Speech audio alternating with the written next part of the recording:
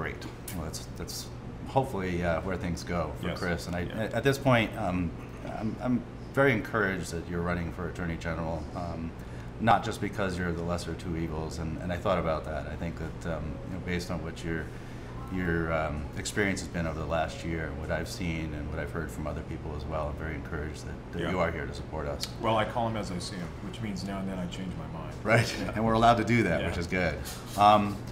Would you, if you were to become Attorney General, how would you work with us as medical cannabis patients in Colorado, and would you be in a position to help us secure our needs as patients in terms of safety, consistency, costs, and really the efficacy of the cannabis? Sure. Well, first of all, my obligation as Attorney General is first to the law and to make sure the law is enforced. I would be able, and because I have a very realistic view, I think, of the value of medical marijuana in the dispensary system, which are the two issues that some law enforcement people have been most resistant about in the past, then I think I can be very helpful to working with the medical marijuana community. Certainly I want to work with Mr. Cook at the Department of Health in terms of drafting regulations and make sure that we can implement things that both are true to the spirit of the law and also protect the rights of patients under Amendment 20. Now, and what I can promise you is that I would have a dialogue with you or any representatives of the medical marijuana community at any time on any issue. My first commitment will be to the law and to the Constitution of Colorado.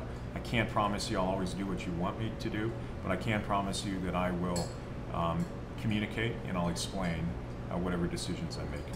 Would you be in a position to set up some sort of educational forum for the law enforcement of Colorado to possibly sit down and learn more about the medical cannabis community? Yeah, I could do that. Another thing I've thought about doing would be to help to develop some guidelines for the various state agencies the Attorney General represents for when they interact with medical marijuana issues, have some guidelines from the Attorney General's office about how the statutes work, what the issues are to look for. But yeah, I actually believe that there's a lot of very thoughtful and focused law enforcement people in Colorado who are very realistic and positive about medical marijuana. What I would want to do is help give those people a voice and make sure that we can help law enforcement stay focused on what should be our top priority, which is protecting the community, not messing around with legal issues that are outdated.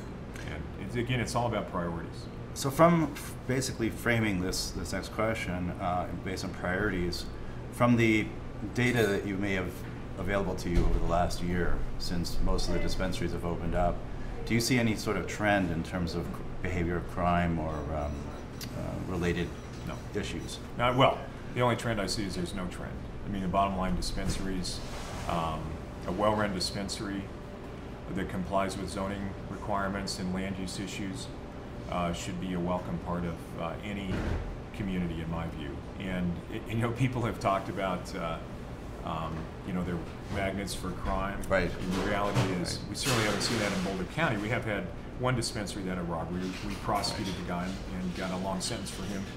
But we get robberies at convenience stores, at banks, we have a lot of crime with payday lenders, those kinds of issues. So, no, I have seen no trends that disturb me. Good. That's good to hear. Yeah. That's something. Yeah. I mean, the reality is most dispensary owners are working very hard to be good citizens.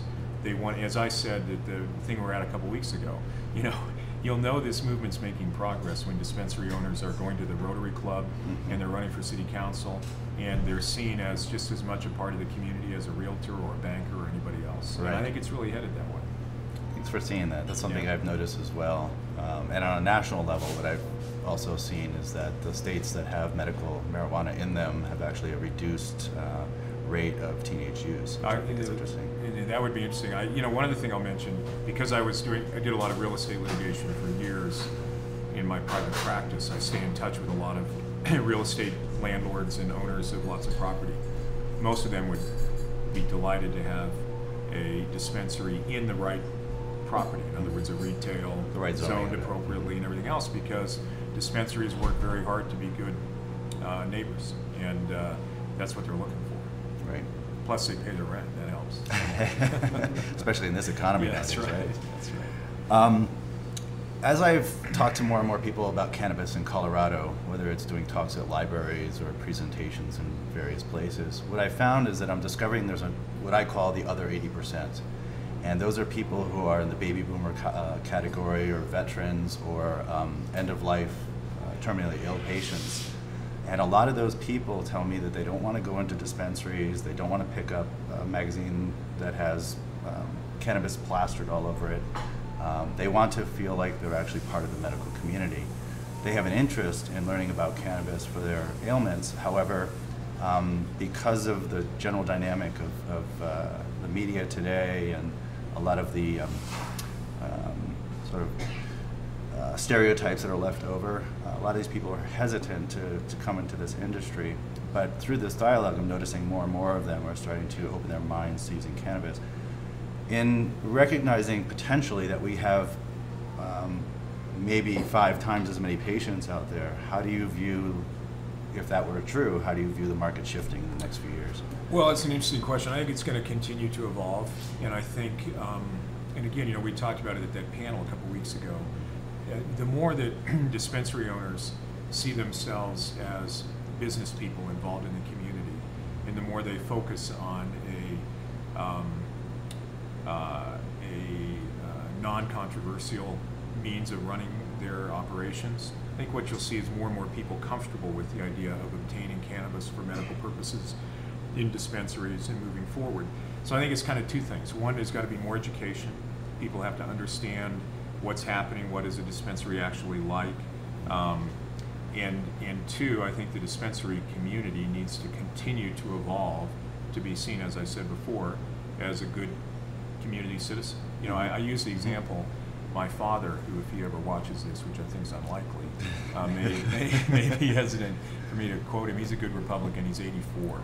And we were talking about this, and he said, look, if I had a medical condition where I needed marijuana, of course I would use it if I thought it helped, because he's had friends that have had cancer and other things where it clearly made a difference. He said, but if there was not a dispensary available to get it from, where would I get it? He said, I'd have to ask you or one of your brothers to go out and try to find it for me. I can't see you going out. It's not going to be me, just so it's clear. But the point is, I think he can envision himself, if he had a medical condition that required, where treatment through cannabis was helpful, he could envision running his errands and going to the couple of dispensaries I pointed out to him as we drive around town. Here's a dispensary, Dad. And saying, okay, I could go in there and get my medicine. But that's what people have to work on, is they have to make it comfortable for people like my dad, who's otherwise reasonably open-minded but not particularly enthusiastic about cannabis, to just say, yeah, sure, I go to the dry cleaners and I go over here and I hit the grocery store and then I'd go to the dispensary and pick up what I needed. That's, I think, what you've got to do to help with that other 80%.